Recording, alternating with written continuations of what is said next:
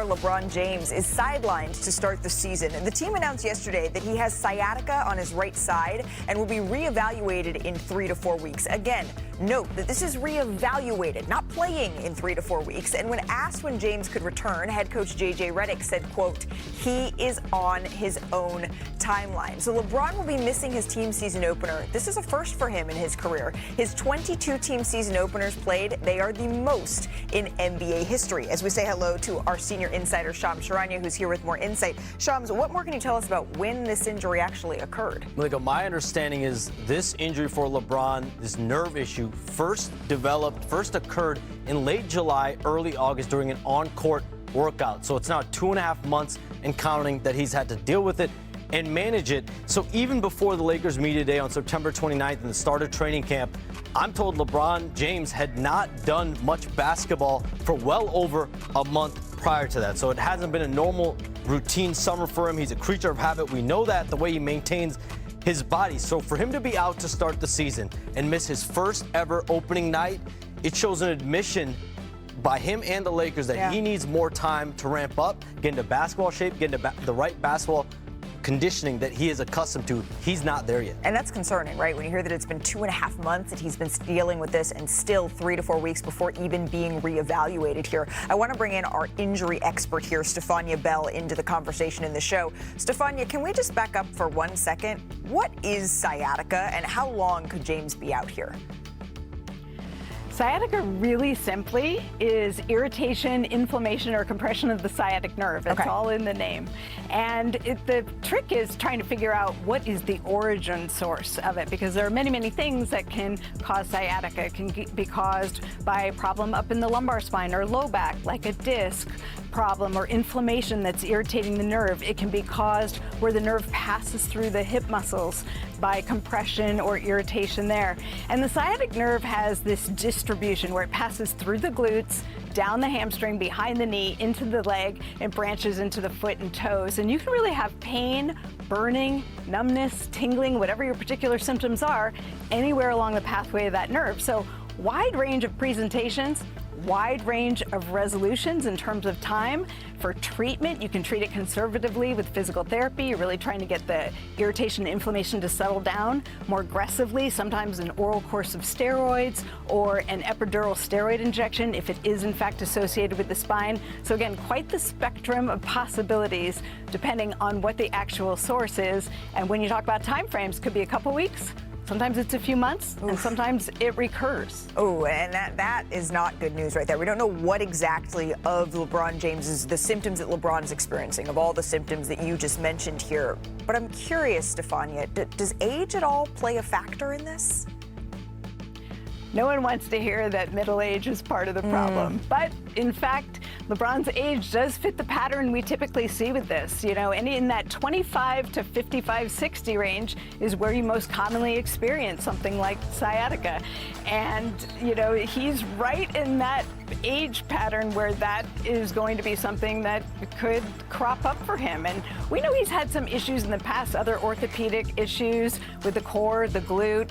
Maybe there's something going on with his low back. That would be normal. We call it age-related degenerative changes, and while that sounds drastic, it's just part of aging. And certainly as an athlete who's played at the level he has for years, you expect to see some age-related changes. So age not the only reason, but it can certainly impact why it's presenting and also how long it takes to recover. Well, I'm looking at all of these high-flying highlights here of LeBron James, and I think, yes, you're saying all of these things are quote-unquote normal for this age group, but when you've seen someone perform at a superhuman level for so many years, it's still a little bit unnerving to hear about these issues that he's having as he's working to enter his 23rd season here. Stefania Bell, thank you so much for your time and explaining to us all of that here on NBA Today. If y'all are wondering what the Lakers look like with and without LeBron James, here it is. Since 2018-19, when he joined the Lakers, LA is 248 and 171 with LeBron James on the court.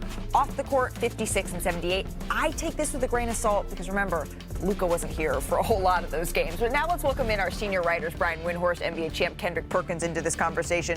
Brian, I'm going to start with you here. Just your reaction to seeing this news as well. Let me deal with the elephant in the room, because I know I got a lot of text messages about this when the Lakers announced it, and I'm no Stephania Bell, but a 40-year-old who plays golf. People were asking me, was this a golf-related injury? Because LeBron played golf all summer, and sciatica is something that happens to golfers. Let me just point something out. For a golfer, a right-handed golfer, sciatica typically happens on your left side because that's where the torque is. That's where the turn is, although LeBron doesn't lead the league in making great turns, but he's getting better, So this is an injury that is related to basketball. But I want to point something out. LeBron has had an injury at the beginning of the summer. At the end of the Lakers season, he hurt his knee, he sprained his knee, and he was out for about 6 weeks recovering from that injury. So his entire summer of maintenance and ramp up was off, and that is a factor, not only as he deals with the sciatica, but he ramps up coming back, and that's why the Lakers want to take this carefully.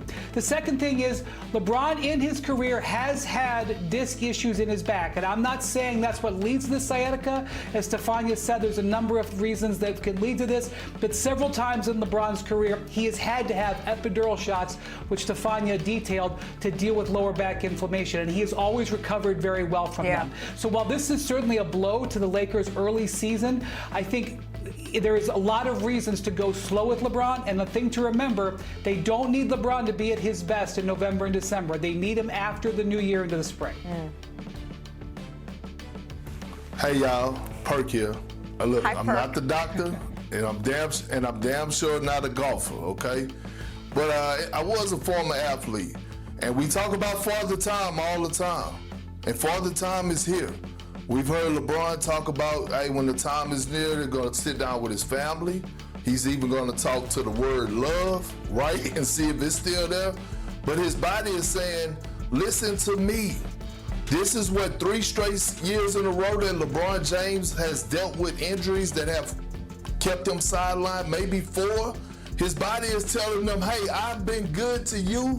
It's time for you to be good to me. It's time to shut it down. Not right now, but at the end of this season, I feel like this should be LeBron's last season, and he should really retire after this season. It's nothing more for him to accomplish. He accomplished everything. He's probably the all-time leader in every single thing. He's in the GOAT conversation. He's 41 years of age, and his body right now is telling him, hey, brother, be good to me. I need it. Well, I need it. This is the Father Time coming. We're not used to not seeing LeBron be available for opening night. It's never happened in the 22 previous seasons, as we mentioned here. But Wendy, I know he doesn't need to be at his best in November, but I think back to the conversation we had with Anthony Slater on this show yesterday about the Golden State Warriors and how this reminds him of their 2022 season, where they were perfect in preseason, and then they built this padding early on in the year in a tough Western Conference that allowed for bumps and bruises down the road. And that's what the Lakers now may not be afforded, is that sort of padding in a Western Conference that is incredibly tight, that is incredibly difficult without LeBron James here to start the season. So it's something we will monitor, and we'll certainly keep you updated. I agree. That is a very... Go ahead, Brian. That's a very fair point. You have 10 or 12 bad games in the Western Conference. Right. It can be the difference between having the 3 seed and being in the play-in. That is true. But the Lakers have a guy in their mid-20s who is an MVP candidate, Luka Doncic. This is a contract year for Austin Reeves. Those are their 2 primary ball handlers. That's something that they need. That those guys need to carry the load. Absolutely, and that's what they're going to be saying. And just to re-clarify here, 2.5 months and counting that he's been dealing with this nerve issue, and he's obviously trying to ramp up, trying to get back on the court. He just is not there yet. Absolutely, and that's the biggest story in the NBA, but it's on the Lions. Kawhi led all Clippers with 18. Zubats, Chris Paul, John Collins, they each added 15 in the game. And then Victor Oladipo, as he mounts his try to get back into the NBA, had a game-high 24 points in the loss. Kendrick Perkins, your first impressions of this Clippers squad? Kawhi Leonard playing in the preseason game? Yeah. When the last time we seen Kawhi Leonard play in the preseason game? 2 years the month ago. of February, I tell you that. No, the month of February. But here's the thing, right? It's so much noise going on about Kawhi Leonard outside the lines, and the only way to quiet that noise is by going out there and performing on the floor at a high level. I believe that we're going to see the best version of Kawhi Leonard, and it was a blessing in disguise what's going on outside the lines, because now Kawhi can find his sanctuary inside the lines, which is going to benefit the Clippers. Malika, did you see those jumpers from Kawhi? That was 2019 Kawhi looking there. That's the way he was shooting at the end of last season. He had a healthy summer. And now you look at that. By the way, Chris Paul hit 4 threes in this game. Chris Paul and Kawhi were 9 of 13 on threes. If they do that, they're going to have a great season. I will say this about the Clippers. They're old, okay? They looked at the youngest team in NBA history, the Thunder, winning the title last year, and they responded by saying, we're going to have one of the oldest teams in NBA history. But if you're going to be old, at least be deep, and they are deep. I think this team can withstand some of their players missing some time. They are set up to be a very competitive team, and I will say this. In NBA history, regardless of how the Thunder buck the trend, typically the older teams perform better. You win, it is said in the NBA, you win with men. This team's got some older men on it, but there's no reason to believe that if this team's able to get injury luck during the season, that they can't make a serious run. Some gentlemen maybe at this point. I am curious, though, as the season progresses. John Collins comes off the bench in that game and starting Derrick Jones Jr., that trade, defense for offense, that's what they're going to be kind of managing and looking at, especially as we get going early on in this season year. We're going to see more today. From friends to foes. Well, sort of. They're still friends. But Anthony Edwards, Karl Anthony Towns reunited in the Garden for a little tune-up game. We'll show you how this one went down. We're going to pick it up in the first quarter with Anthony Edwards here. We know he's been working a lot on his floater, but right here, banking the layup after a nice little hezzy. And then later in the first, Brunson diving for the loose ball, lobs it up to Yabusele, who finishes the dunk there. And then a couple possessions later, Karl Anthony Towns drives to the bucket, finishes that tough layup plus the foul. Jumping ahead to the second here, Ant posting up and then shoots that fadeaway. That's what he's been working on. He finished with 17 points in this game. Later in the second, Brunson coming off the screen here and then nails the three. One more play for you. Later in the third quarter, Bridges catches, shoots in the corner, knocks down the three. He finished with 15 points in this one. The Knicks go on to win it 195. But I love when the stars are really playing in preseason. The trade, it's kind of worked out for both sides, right? The Knicks and the Wolves, they both made their respective conference finals, and Minnesota re-signed Julius Randle this offseason. So let's go coast to coast, a little bit more preseason action around the association. Why don't we start with the reigning champ OKC Thunder? No, not that play. It'll have to wait a little longer. That's where All-Star Jalen Williams still isn't shooting jumpers with his right hand. He's recovering from that summer wrist surgery. Remember, Coach Mark Dagnall said he's, quote, where he's supposed to be. J-Dub averaged a career-high 21